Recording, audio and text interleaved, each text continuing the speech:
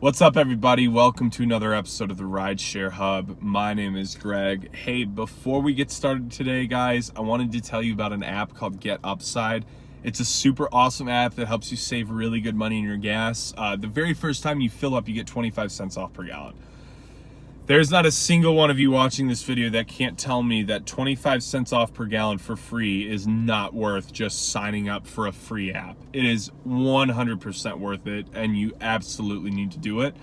The other really cool thing is they have a really sweet referral program where every time you refer someone, you save money per gallon every time you fill up. So I do know people that have actually done this enough to where they're like literally getting essentially free gas because they've referred so many people to the app. So if you've got 10 to 20 buddies or girlfriends that you think like don't know about this app and would want to save money in their gas, sign up and then send them your link. You know, like you're gonna be making good money on your gas then. And honestly, for Uber and Lyft drivers, like we've got to always capitalize on little savings like that, because at the end of the year you'll look back and you'll be like, wow, I saved so much money on gas. It will be shocking. But let's just jump right in the video. So what I want to talk to you guys about today is like there's been like an alarmingly high amount of drivers quitting, I've noticed. But I've noticed like there's so many people that won't quit, myself included. Like I sit here and make these videos, and a lot of times I'm making videos about like things I think that are scammy about Uber and Lyft and things like that, how the rates have dropped substantially, and I make videos on all these topics, and yet here I am going out each day, you know? So why is it? Why don't we quit? I think the simplest reason is like a lot of times with me, I feel like I'm always like just hoping and praying I have one of those crazy days, you know? And so a lot of times I feel like I'm going out and being like, all right, today might be that day where there's like these crazy surges and I have like a $500 night, you know, and I haven't had one in a while. And so I'm always kind of thinking like that's like right around the corner. So a lot of times that keeps me in, but I think for me, it's the simplicity of the lifestyle. Like I remember about a year ago, I was just like sick of it. And I was like, you know what? I'm done with Uber and Lyft. Like I'm done with the inconsistency. I'm done with like never really knowing how much money I make. And you know, all the things I've gone on and on about. So I was just like, I'm done. And, and so I went and got a job at a call center, and I worked this call center for like a week, and I quit. I was just like, I can't do it. And I realized that I had gotten so accustomed to the lifestyle of not only making my own schedule, but just not having to report to someone. I really like that. Like I just really like, I'm a hard worker. Like I push sometimes 60, 70 hours a week consistently between Uber, my business, and some other side gigs I do.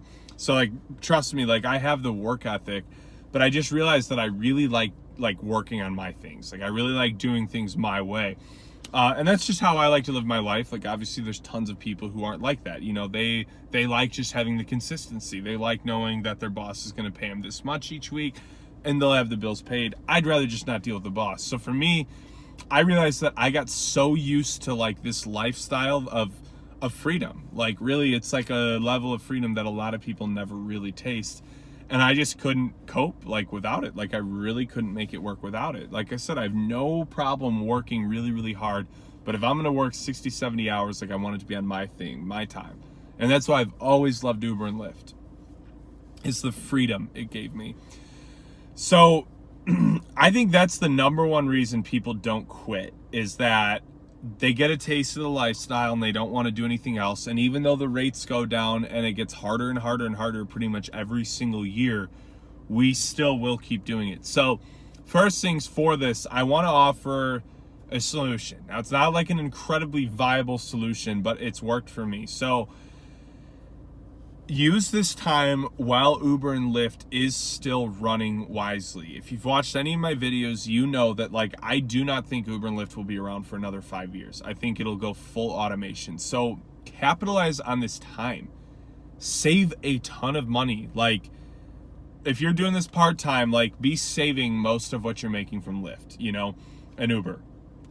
And if you're doing it full-time, like obviously save, but also just be really conscious about your spending and things. And the reason I say this is that I've used Uber and Lyft to help me start like a self-sufficient business that I can rely on. And it's one of the biggest reasons that I still Uber even here and there, is because I never had to actually go get a job to support myself since I started Uber and Lyft. So I think this is like really, really, really important, is that here's the reality, guys. Rates will keep dropping. Within 5 to 10 years, we probably won't even be doing this at all.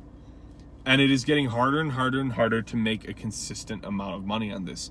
I preach very heavily on doing this part-time only, because in full-time it's just hard. The money's not as good anymore, and it destroys your vehicle. It makes life really, really difficult. You have to push 50, 60 hours. But imagine if you were doing this 20 to 30 hours a week to start a business, a side hustle, pursue an art that you're passionate about, something like, so that you can further it. Use Uber and Lyft as a catalyst to further your income in other ways, because having this side income to pay bills means you can cut probably 20 hours of your work life out and use that to start something. That's exactly what I did. For those of you that know my story, I started Uber and Lyft so I could be an actor, so that I would have the flexibility to audition and to pay my bills. Eventually, I started a digital advertisement agency, and that's what I do pretty much full time now. And then I do just a little bit of Uber and Lyft part time. So the key is like finding something you're passionate about, starting it, and using Uber and Lyft to scale out of Uber and Lyft. I don't really need to drive anymore. I still like to drive 5 to 10 hours a week. And some weeks I still do 20 hours. Like, I do enjoy it a good bit still. But the important thing is that if Uber disappeared tomorrow, like, I'd be good. I'd be okay. And you need to like gear your life so that you're in a similar way. Man, I'm really sorry, guys. I really rabbit trailed on that. But that is like the biggest thing I've seen, is that I often have compared it to like small town syndrome. Like, I grew up in a small town, and it was funny because everybody just moans and groans and whines and complains about living there. They all hate it. And if you know people from there, you'll get on Facebook and you'll see them just complaining over and over again, but yet they never move. They never leave. And it's kind of the same thing. I get on these rideshare forums, and there's Uber and Lyft drivers. Oh, they're scammy. They take so much money from us. They're liars. They're this, they're that. All that being said, you're still getting on the app every day and turning it on and driving and giving rides. So this is what I believe is like the happy median. Is like, none of us really like it all that much anymore. Like, I do still like it. I enjoy it. I love getting to talk to people and network and make the side cash. Like, I love it from that standpoint. I really, truly, honestly do. But I've even at times been complaining about it. And so the really important thing is like, get out of it. So come up with a game plan so that you're not doing it full time at least.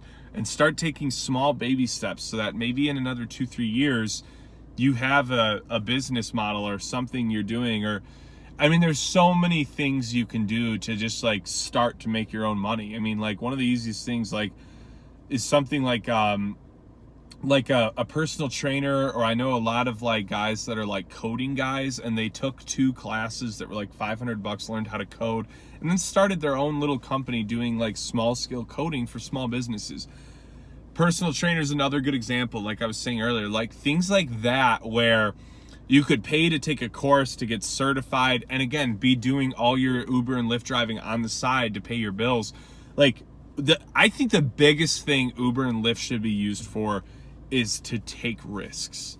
To take risks on starting a business, getting a certification, getting a license, or if you're like me, to be an actor, to be a model, a singer, like whatever it is on your heart, like use this as a tool to get there, because it won't be around forever. Like, that is the honest truth. You will not be Uber driving forever, and you have to think that way, because I'm telling you, it'll be sooner than you think.